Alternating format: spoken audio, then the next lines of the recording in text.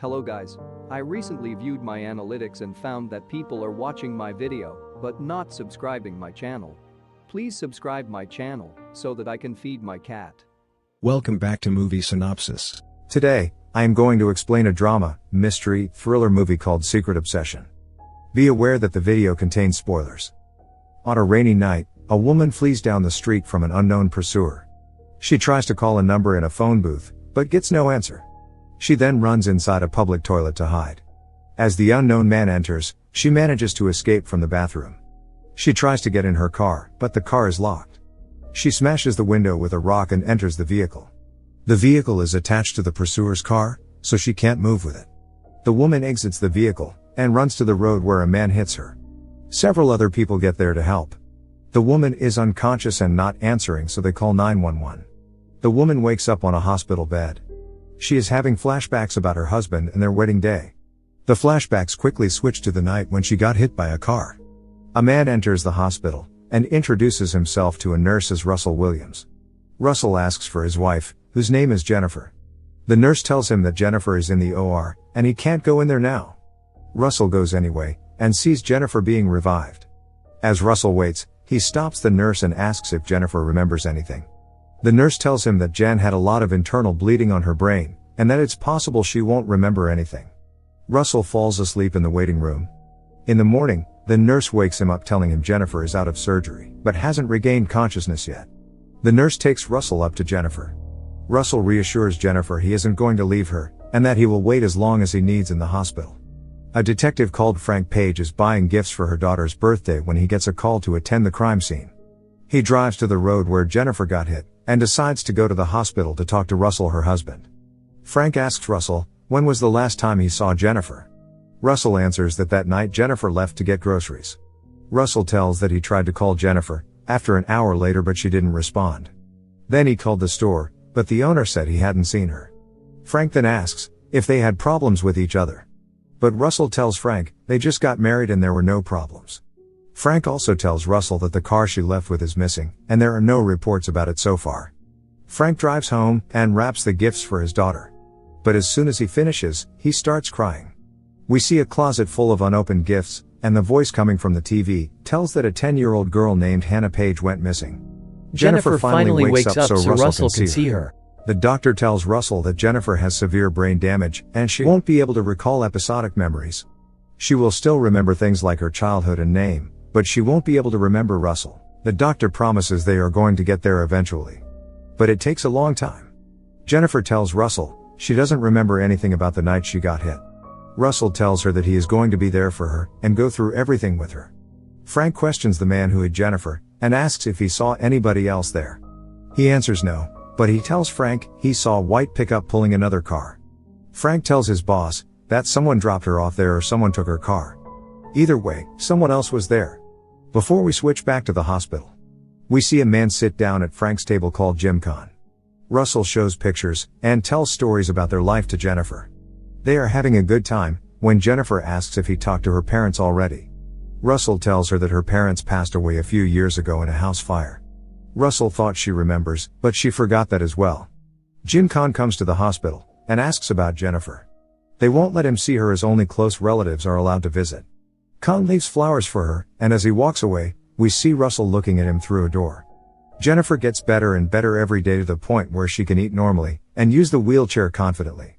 The nurse tells Jennifer she shows improvements in every way, including her memories. Russell takes Jennifer to a beautiful big house, which he says is their house. As Jennifer is looking at the fireplace, she gets a flashback about the pursuer being there with a knife. Russell asks what's wrong, but she isn't answering. Jennifer tells Russell how quiet the place is. Russell tells her it is because the nearest neighbor is a mile away. Russell is preparing food when Detective Frank calls him. Russell heads outside to talk, and Jennifer goes to the balcony as well to listen to the conversation. Frank tells him they haven't found Jennifer's car yet. But one of the witnesses, Jim Con, saw the white pickup truck's plate. Frank asks Russell to bring Jennifer to the police station to let Frank talk to her. Russell tries to deny the request, but agrees to take her to the station the next day.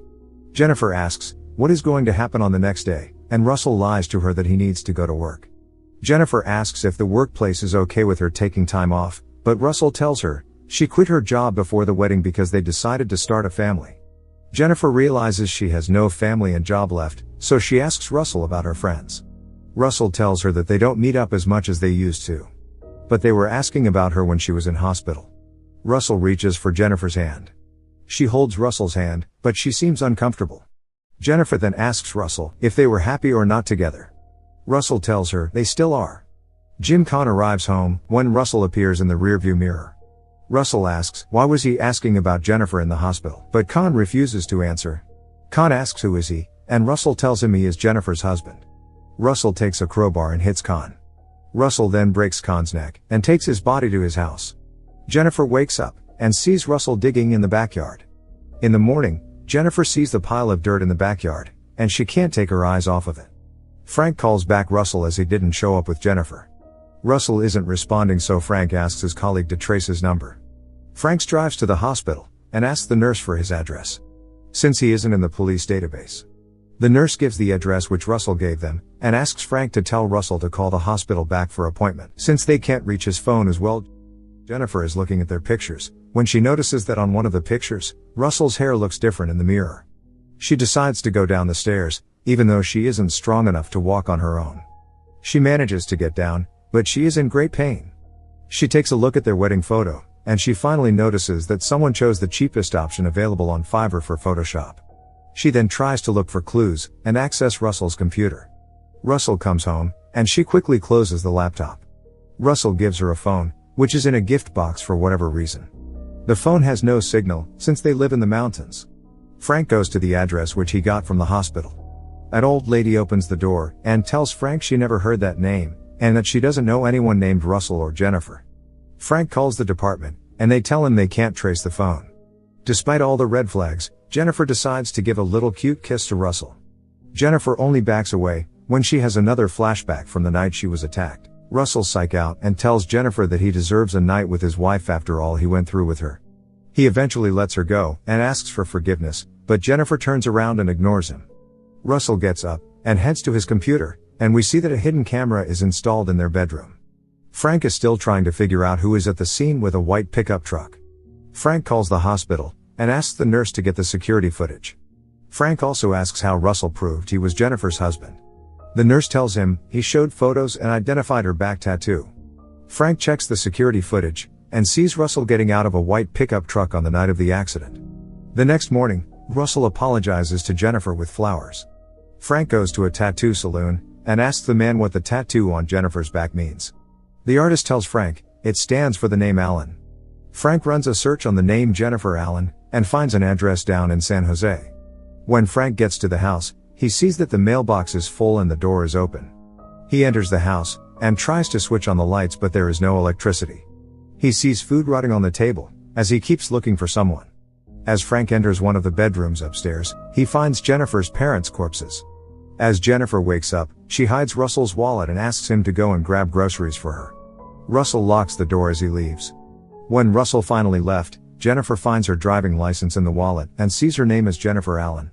She grabs a hairpin and shames the lockpicking lawyer, as she manages to open the door with only one hand and one hairpin. Frank heads to Jennifer and Russell's previous workplace, where one of the employees tells him they left the company before the wedding. Meanwhile, Jennifer guesses the password for Russell's computer, and finds the unedited photos of her and her real husband. The employee shows a picture of Jennifer and the real Russell to Frank.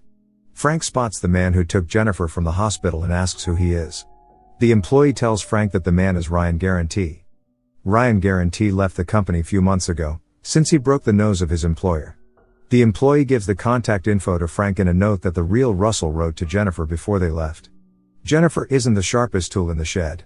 But she finally remembers the events and recognizes her attacker as Ryan. Jennifer tries to access the internet, but the cables are cut.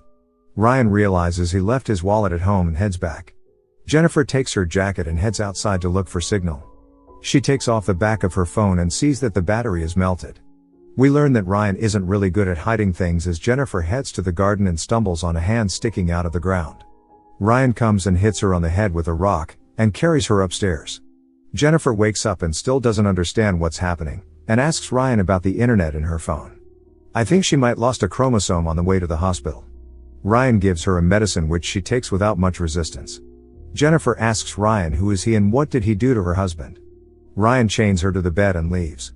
As Ryan is buying tools, he meets the nurse. The nurse tells Ryan about the detective and Ryan speeds off. Jennifer wakes up and takes off the chains. She takes a hairpin and battles her biggest enemy, the stairs. She manages to get the upper hand and heads to the kitchen to wrap her leg in duct tape. She finds her old phone in her car in the garage. The phone is still charged and turned on after several weeks. Ryan enters the garage and Jennifer hides in the back. Ryan opens the trunk where we see the real Russell's body. Jennifer heads back upstairs and lays in the bed. Ryan is about to discover that Jennifer isn't chained to the bed anymore when the doorbell rings. Frank is at the gate and Ryan opens it for him. Jennifer gets down and sees Frank on the other side of the window. Jennifer asks for help from Frank. Instead of asking for backup, Frank goes to the back door, where Ryan hits him on the head. Ryan takes Jennifer back upstairs and locks the door on her. He also locks up Detective Frank in the freezer. Jennifer heads outside to look for signal, but she forgets her life is in danger and watches videos on her phone instead. Ryan comes back and ties her up. Jennifer tells Ryan she wants to live, and Ryan starts telling her the story how he met her. Ryan was basically stalking Jennifer for years and became obsessed with her. He tells her that he killed her parents and husband. Ryan planned to kill Jennifer as well. But she lost her memories and he saw it as a chance. Ryan leaves the room and Frank wakes up in the freezer. Ryan takes Frank's car inside the garage. Ryan goes back to Jen. Jen pretends to understand Ryan and asks him to get her something to drink. Jennifer grabs a lighter from the ground and burns the rope. By the time Ryan gets back, she isn't in her bed. She hits Ryan from behind with a vase. She takes his keys and locks him in the room. Jennifer goes 1 versus 1 with the stairs, but she loses while Ryan tries to break the door. Ryan finally breaks the door, and Frank also manages to escape from the freezer. Although Jennifer took Ryan's keys, she decides to walk instead of driving, as she believes in an emission-free lifestyle. Jennifer is still looking for signal in the woods as Ryan chases after her. Frank is also in the woods. Jen decides to go full Scooby-Doo and throws a rock to distract Ryan. She manages to hit him on the back with a branch, but Ryan quickly knocks her to the ground. Ryan is about to shoot Jen, when Frank appears out of nowhere, and takes Ryan to the ground.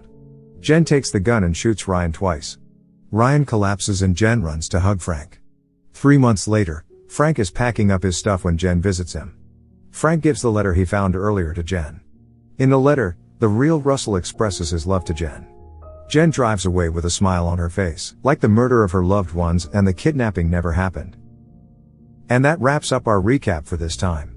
Don't forget to subscribe to the channel if you like the video. Thank you for watching.